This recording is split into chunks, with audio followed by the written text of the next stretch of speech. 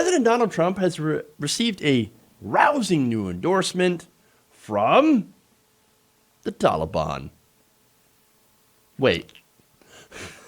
Yes, I'm serious. All right, so a representative of the terrorist group in Afghanistan said the group supports President Donald Trump's reelection on Friday, according to CBS News.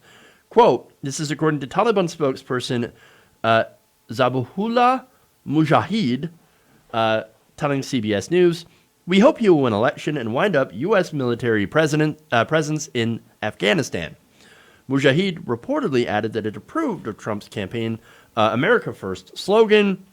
Trump has mentioned the phrase in numerous speeches throughout his presidency and campaign. Now, look, normally, okay, so we know that his America First really is mainly about Donald Trump first, because that's basically who he's benefited. Donald Trump first, not America first. Nonetheless, it's a bit nationalistic, a bit xenophobic, but that's who Donald Trump is. So, that's it. Mujahid said to CBS, it is the slogan of Trump from the start that they are not cops for the world and don't want a single flag and anthem for the globe, but their priority is America. And so here he is also taking a shot at globalism, interestingly enough. So now the one thing I agree with here is, yeah, we should absolutely leave Afghanistan. Yes, in fact, we shouldn't have been there in the first place. So we didn't need to be there. We didn't need to be in Iraq, and we don't need to be the policeman for the world. That I agree with. That said, that doesn't mean the Taliban are good people. They're actually not the greatest people. They're religious fundamentalists. They're Islamic religious fundamentalists. And so, look, nonetheless, U.S. foreign policy is an absolute mess. That said, getting endorsed by the Taliban is fucking hilarious. Not only do they hope Donald Trump wins the election, they're also very concerned about his health after he got coronavirus. In fact, another senior leader from the group told CBS News, quote, when we heard about Trump being COVID-19 positive, we got worried for his health. But seems he is getting better. Are you saying the Taliban actually is more pro-science than Donald Trump, who played down coronavirus? That's even more hilarious. Wow. And it's, it's so nice to know that there are good people out there that care and support our president. It's really kind of heartening when you think about it, that people care so much about the president. That said, this is the best quote. And, I'm just messing around there. But the best quote here is from a senior Taliban member who said, quote, Trump might be ridiculous for the rest of the world, but he is sane and wise man for the Taliban. If that is not both a brilliant jab and an endorsement at the same time, I would be very surprised, because that's awesome. That's fucking hilarious. Because it's the Taliban. These guys, again, are Islamic fundamentalists. I'm not saying they're as bad as ISIS. In fact, look, ISIS was probably the worst of the worst. And I believe the Taliban and ISIS were at odds with each other. But I'm not saying they're good people. They're kind of bad people. And so it's really funny to hear them say, he is sane and wise for us. Okay, brother. Sure. Now, the best part about this story was a horrified response from the Trump campaign. I love this from Tim Murtaugh, communication director of Trump's reelection bid, said, quote, we reject their support, and the Taliban should know that the president will always protect American interests by any means necessary. Unlike Joe Biden, who opposed taking out Osama bin Laden and Qasem Soleimani, Murtaugh said in a statement to Insider. So, run away, run away, run away! Oh no, it's the Taliban! Back away from this one. Back up, back up, back up, back up, back up. Not cool. So I love how they were instantly denouncing this. I wish they had been so fast in denouncing white supremacist groups like Proud Boys. That said, when did Biden say that we shouldn't have gotten bin Laden? I'm very curious about that. So I looked into it, and it turns out this talking point's been around for quite a few years.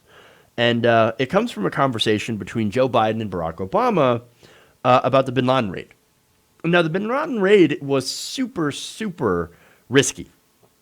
Why? It's because, well, bin Laden was in Pakistan at the time, and they weren't 100% sure that bin Laden was even there. And so if they struck this place and he wasn't there, that risks an international disaster. And so Biden allegedly told Obama that he wanted to wait for more confirmation that Osama bin Laden was actually there. And so, look, that makes all the sense in the world, okay? You want to wait till, you know 100% that who you're going to attack is actually going to be there. And so now later on, he also allegedly told Obama, look, go with your instinct. Now, Obama's instinct was to launch that raid. Because, look, again, we're talking about a man that had a kill list. And so he was not afraid to go and launch attacks and raids using drone strikes and apparently troops in this case to go after suspected terrorists. And so there's that. All right. And nobody knows the details of the conversations except for those two who had the conversations. And Obama ain't saying anything. That's all I'm saying. The worst thing that you could say about Biden in that situation is that he was being overly cautious, which kind of makes sense, really. And then later on, putting out statements, bending over backwards to avoid criticism from Republicans, as establishment Democrats often do. They care a lot about what Fox News and Republicans seem to say. And of course, he didn't want to look, quote unquote, weak on foreign policy, as usual. Right. But look how quickly they disavowed that. Again, way faster than they disavowed the Proud Boys, which Donald Trump had said during the debate, stand down and stand by. But this was instant. I mean, look, no, we shall not have any brown people that support us at all. Step away, step away, step away, run away, run away, run away. But here's the thing, right? Right-wing domestic terrorism is actually much more deadly in the United States than Muslim, Islamic fundamentalist terror. So right-wingers, extreme right-wingers, do cause more death, do more damage than any terror group in the United States.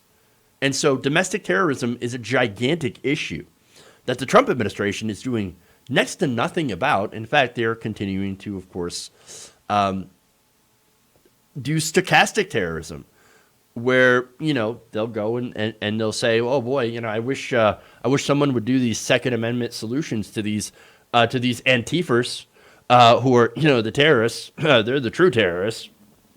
And then, of course, here you go. You've got these quote unquote right-wing militias going out there, which are terrorist groups that are doing violence, as counter-protesters. And so there's that. And so I'm just saying, like, he moved away from one group faster than the other. I wonder why. Maybe it's because one group supports him more. That said, overall, we should not be in Afghanistan. There's a reason they call this country the graveyard of empires. And so I actually do hope, policy-wise, Donald Trump follows through on his promise to withdraw troops and no longer get into the... If anything could, be the legacy of the Trump administration, or at least part of it, it's at least getting out of Afghanistan, a country we should have never been in the first place.